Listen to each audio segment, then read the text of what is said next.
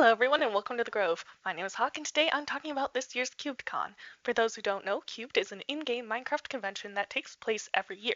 In addition to showing off the community through booths and live panels, the convention gives all the profits to SpecialEffect. SpecialEffect is a charity that aims to provide those with disabilities the technology and tools so they can play video games and connect with others. If you want to learn more or donate, I will leave a link to their website down in the description. At Cubed, money is raised through purchasing ranks, booths, in-game hotel rooms, or just by donating during the event. Now, I didn't visit any of the hotel rooms or buy one for myself, but I did buy a VIP rank as well as a booth, so I got to see the behind the scenes of how booths are created. Booths can be found in 4 sizes: small, medium, large, and hall. Small booths are free but may run out because they are limited, while bigger booths automatically earn a place in the expo halls of the convention due to the fact you have to pay for them.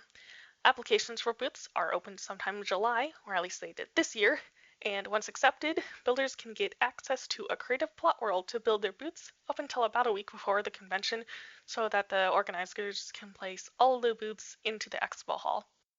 Of topic, the booths mainly fall under 4 categories. So you have your SMPs/servers, you have your content creators or content creator groups, specific series such as Untitled Game Show or Taskmaster, and then other like server hosting or server list.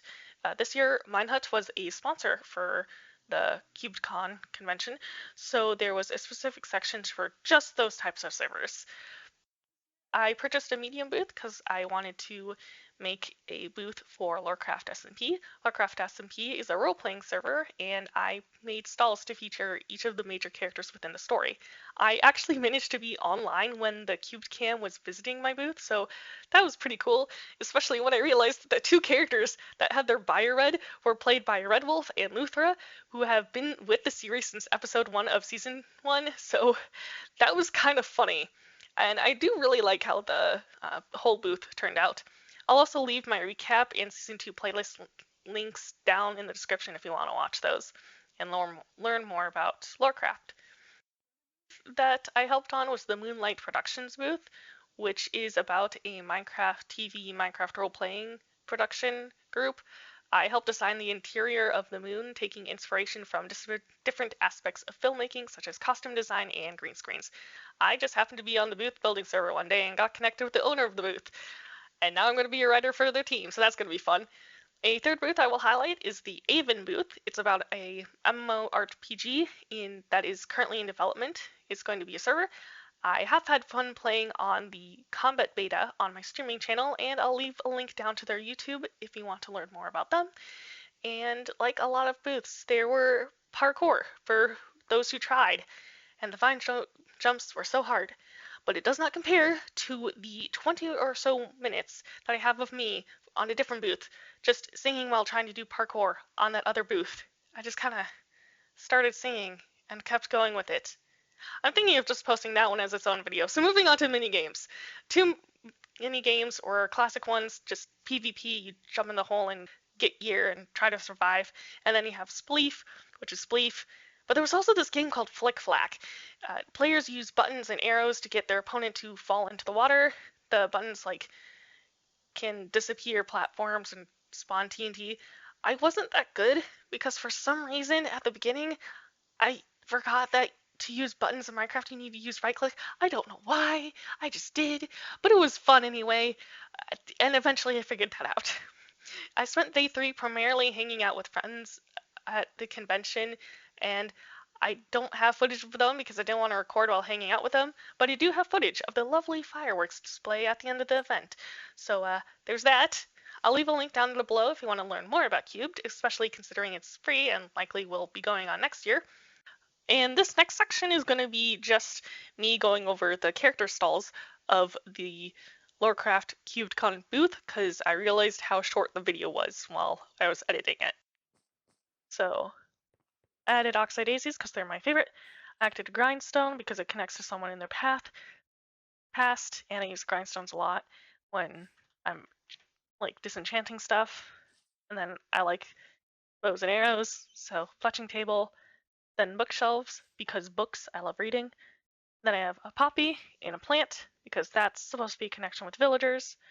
And then there's 3 people, there were 3 people in the afterlife, and so that's why there's 3 white candles, because the afterlife is grayscale, and then I chose to do the cobble and mossy cobble because green and cobble bricks, and then I have dark oak as well as regular oak because those connect with the past and with both illagers and villagers.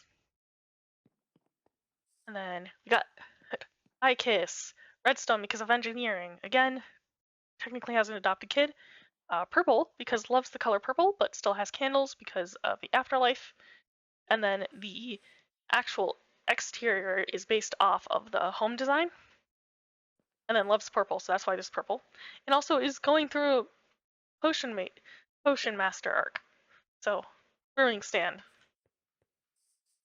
And then Brythar, again, books, and actually stole a cursed book, which is how they got cursed. And then one candle because they had a connection to one person in the afterlife. And then books, because reasons. And they're half cursed, they're currently human, and so the cherry side is supposed to reference that, but also turning into the Enderfolk. So we have the end sort of bleeding in. And then Akir was, I'm going to guess the elements because I wasn't the one who made this aspect, the person who plays Akira did. So the red candles, so that goes along with the candles in all of the booths on this floor plus the afterlife. And I think they were actually the ones who put the candles first and I just copied them. And then Wither Rose, Akir has all netherite armor and has a wither head, like often wears a wither mask, so that's mainly why. I'm not sure if, I think the redstone is supposed to represent blood, I'm not sure. And then lava, because lava. And so the deep dark is also referenced here as well, I think. Yeah.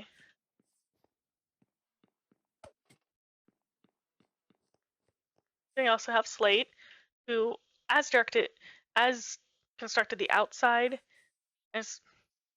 and then I wrote the description and added some decorations. So soul torches, because connected to souls, and then I have a potted plant, more plants. There's nothing specific. I just asked them like, hey, do you want to add anything? And they're like, potted plants, I guess. I think I added a torch flower and some torches. There wasn't really anything we really needed to add, so it's very basic, but that's okay. There's some charm. And Slate doesn't canonically know a lot of their past, so they're a bit of a blank slate in that regard, so it makes sense, but they're slowly getting like their preferences back. And I know this could just be reference to their treehouse, because that is true. And they're also ancient, which works with the torch flowers. Anyway, and then this is Howl, who has a connection to the Ender Dragon, which is represented by both the Ender Portal and this dragon egg. And they do have some smithing tools. So they got their own armor and stuff, so I have some smithing areas like an anvil. The horn is because I don't know whether it's the player specifically or it's if the character specifically or the player just likes to use the horn. So I decided to add that. I think the players find that more amusing than anybody else because it just makes sense for us. And in their debut episode, he did it, like, use the horn a lot, so it makes sense.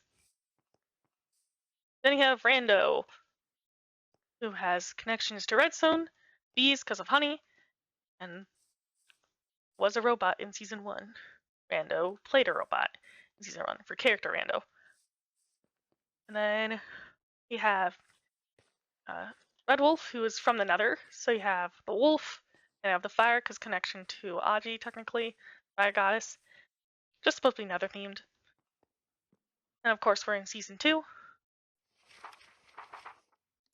and there's a computer. And then you have links. So this is Icus's head representing Luthra, and then this is me representing me. Yeah. And so this is supposed to represent like. Originally, I was going to do half where it was like Aji and the half where it was fire. Half of it was Aji, like fire nether, and then the other half was the end for Atari. This is what I ended up with. And Icus has more connections towards the end with their sibling and being in the end. But my character has connections with fire with the goddess of fire, so which hasn't fully been touched upon. But yeah, that's my little. Oh, and then this symbol is just something that got created when creating the logo for the Laura SMP. I'm not really sure what it's all made up of, but it exists as a logo, so I just decided to put it in the air. I thought it'd be cool and help people like find our booth or something, even though you can't really see it from down below, but it looks cool. I also saw a person.